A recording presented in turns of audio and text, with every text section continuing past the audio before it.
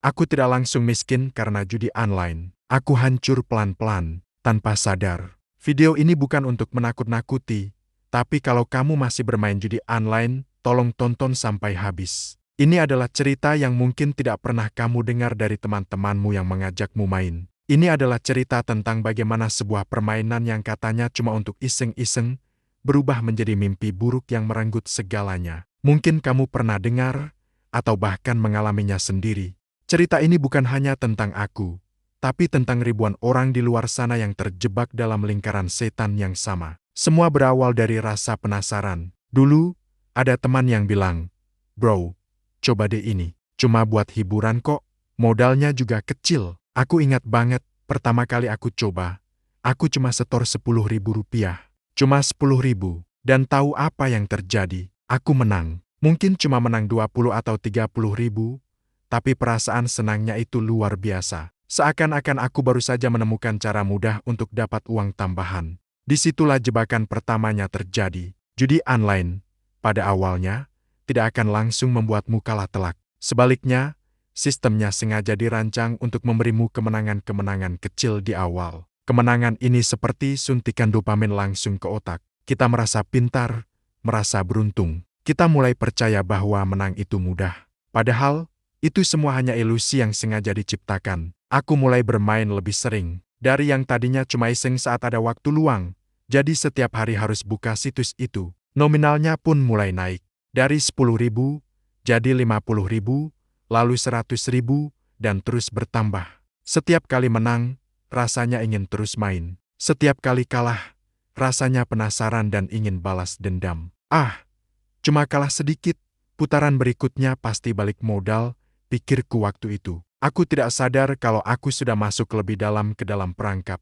Perangkap yang bukan cuma menguras uang, tapi juga menguras kewarasan. Yang banyak orang tidak tahu, judi online itu bukan cuma soal menang atau kalah uang. Ini lebih dalam dari itu. Ini soal bagaimana otak kita dipermainkan secara sistematis.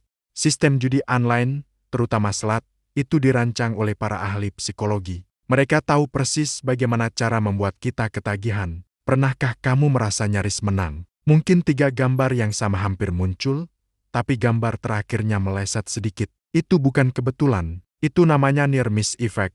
Efek nyaris menang ini justru lebih kuat dalam memicu otak untuk terus bermain daripada kemenangan itu sendiri. Otak kita diberi harapan palsu, seolah-olah kita hampir berhasil dan kemenangan besar sudah di depan mata. Kita jadi berpikir, oke, coba sekali lagi, pasti dapat. Setiap kali kita kalah, otak kita secara alami ingin membalas kekalahan itu. Ini disebut loss chasing. Kita merasa harus terus bermain untuk mengembalikan uang yang sudah hilang. Padahal, yang terjadi adalah kita justru kehilangan lebih banyak lagi. Kita terjebak dalam siklus, kalah, penasaran, setor dana lagi, kalah lagi, lalu semakin panik dan ingin balas dendam. Ini adalah lingkaran setan yang sangat sulit untuk diputus. Sistemnya tidak pernah adil.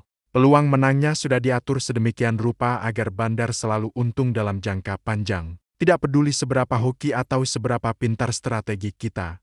Pada akhirnya, rumah atau bandarlah yang akan selalu menang. Kita hanyalah pemain dalam sebuah pertunjukan yang hasilnya sudah ditentukan. Otak kita dibajak oleh harapan palsu, oleh lampu kelap-kelip dan suara koin yang meriah saat kita menang kecil, yang semuanya dirancang untuk membuat kita lupa bahwa kita sedang dirampok secara perlahan. Dampak nyatanya mulai terasa, pelan-pelan, tapi pasti. Uang yang tadinya aku kumpulkan untuk kebutuhan penting, mulai habis tanpa terasa. Tabungan yang sudah aku siapkan untuk masa depan, kosong. Aku mulai panik, tapi bukannya berhenti, aku malah mencari cara lain untuk bisa terus bermain. Aku harus balikin uangku, pikirku. Disinilah aku mulai melakukan hal-hal yang tidak pernah aku bayangkan sebelumnya. Aku mulai pinjam uang. Awalnya dari teman dekat, aku bilang untuk kebutuhan mendesak.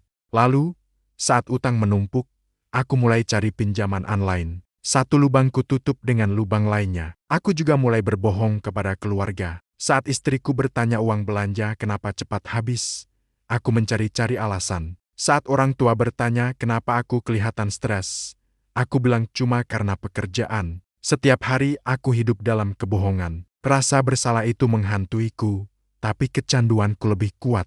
Kualitas hidupku hancur total. Tidur tidak pernah nyenyak. Setiap malam aku terbangun dengan pikiran tentang utang dan kekalahan. Emosiku jadi tidak stabil. Aku mudah marah untuk hal-hal sepele. Hubunganku dengan istri dan anak-anak jadi renggang. Rumah yang tadinya hangat terasa dingin. Mereka tidak tahu apa yang terjadi.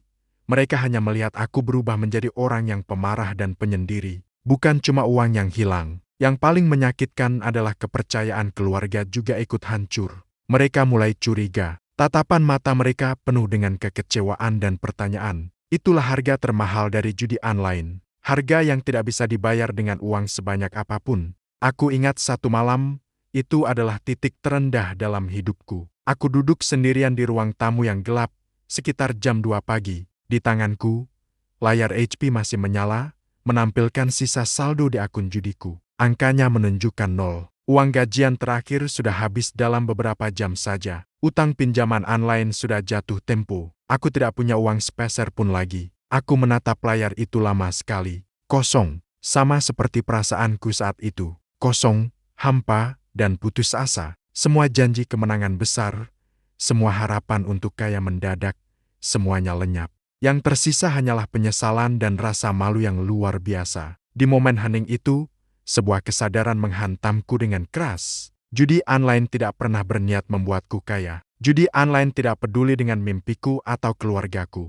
Tujuan satu-satunya dari sistem ini adalah membuatku terus bermain, sampai aku tidak punya apa-apa lagi. Aku hanyalah angka, sumber keuntungan bagi mereka. Saat itulah aku sadar, aku harus berhenti. Bukan besok, bukan lusa, tapi saat itu juga. Berhenti itu tidak mudah.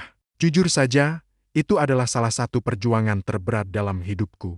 Godaan untuk kembali bermain itu sangat kuat, terutama saat melihat notifikasi promo atau saat merasa stres karena utang. Tapi aku tahu, kalau aku kembali lagi, aku akan kehilangan segalanya, termasuk kesempatan untuk memperbaiki hidupku. Langkah pertama untuk berhenti bukanlah tentang mencari uang untuk bayar utang. Bukan. Langkah pertama adalah kejujuran. Jujur pada diri sendiri. Mengakui dengan lapang dada. Aku salah. Aku punya masalah. Aku butuh bantuan. Mengucapkan kalimat itu adalah hal yang paling sulit, tapi juga yang paling membebaskan. Setelah itu, aku memberanikan diri untuk bicara pada istriku. Aku ceritakan semuanya, dari awal sampai akhir. Aku siap menerima kemarahan dan kekecewaannya. Tapi yang aku dapatkan justru di luar dugaanku. Dia menangis, tapi dia juga memelukku. Dia bilang, kita hadapi ini bersama-sama. Mencari bantuan adalah kunci. Kita tidak bisa berjuang sendirian melawan kecanduan ini. Bicaralah pada orang yang kamu percaya, entah itu pasangan, orang tua, atau sahabat. Kalau kamu merasa tidak punya siapa-siapa, carilah komunitas atau profesional yang bisa membantu. Jangan memendam masalah ini sendirian, karena beban itu akan terlalu berat untuk ditanggung. Ada harapan, selalu ada jalan keluar, selama kita mau mengambil langkah pertama. Kalau kamu yang sedang menonton video ini masih bermain judi online, pesanku hanya satu, berhentilah sebelum terlambat. Berhentilah sebelum kamu sampai di titik terendah seperti yang aku alami. Uang yang hilang mungkin bisa dicari lagi, tapi kepercayaan dan waktu bersama keluarga yang hancur, itu sangat sulit untuk dikembalikan. Kalau kamu punya teman atau anggota keluarga yang kamu curigai terjebak dalam judi online, jangan hakimi mereka. Coba ajak bicara baik-baik, dan mungkin bagikan video ini kepada mereka. Terkadang, sebuah cerita dari orang yang pernah mengalaminya bisa membuka mata mereka. Perjuangan ini tidak mudah, tapi kamu tidak sendirian. Channel Keluarga Hanami ini ada untuk kita saling mengingatkan dan saling mendukung. Mari kita bangun komunitas yang positif, yang saling menguatkan untuk tumbuh bersama menjadi lebih baik tanpa judi online. Terima kasih sudah menonton sampai akhir. Jangan lupa subscribe channel Keluarga Hanami agar kita bisa terus berbagi inspirasi. Sampai jumpa di video selanjutnya.